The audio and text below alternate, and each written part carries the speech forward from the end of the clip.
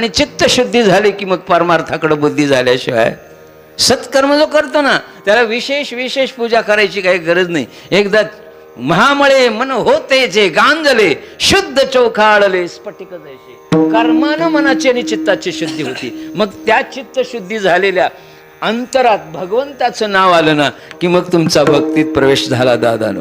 मग देव लांब नाही. कर्मज्ञान उपासना योग्य झाल्याशिवाय भक्तिशास्त्रात तुम्ही येऊ शकत नाही. बरं, आमचं एक धड आहे तर एक धड नाही, एक चांगलं आहे तर दुसरं चांगलं नाही. साधना आहे पण कर्म चांगलं नाही, मग तुम्हाला मिळणार नाही. बरं लक्षात घ्या. कशावरून सांगितलं मी तुम्हाला?